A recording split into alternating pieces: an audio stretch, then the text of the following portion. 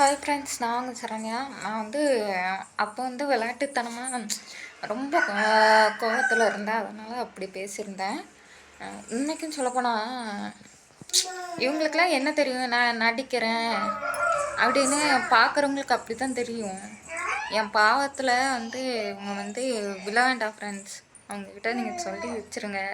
இந்த Raji விளாக்ஸுங்கிறவங்க own content போடுங்க. நீங்கள் என்னை பற்றி பேசி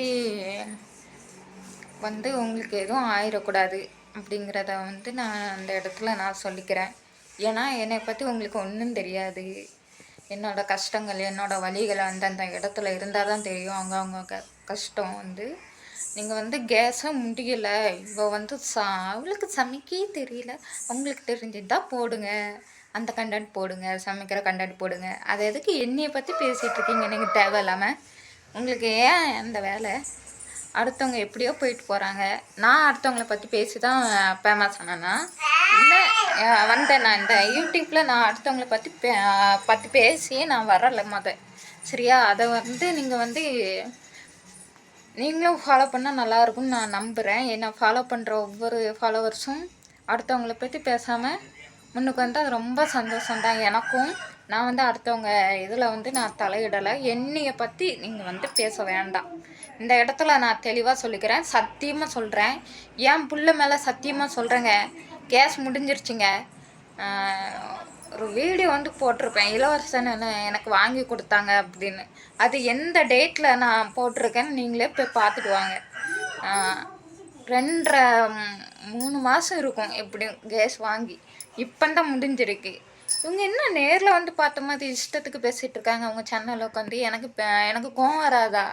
நல்ல விதமாக போடட்டுமே. சரி, சரண்யா கஷ்டப்படுறாங்க அப்படின்னு போட்டால் கூட நம்ம ஒரு மனசாரி இருக்குங்க.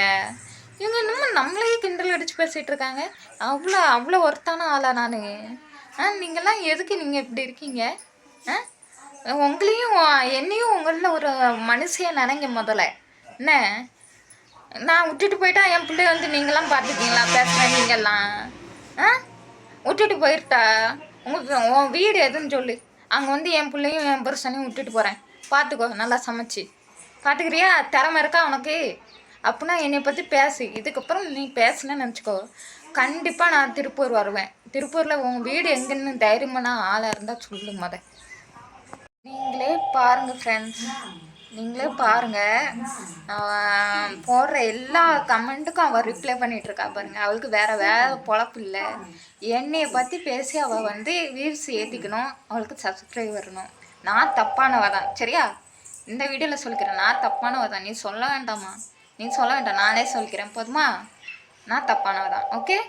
இப்போ மனசு குழந்துருச்சா? இனிமேல் இந்த வேலை பார்த்துட்ருக்காத. உன் வேலையை பாரு.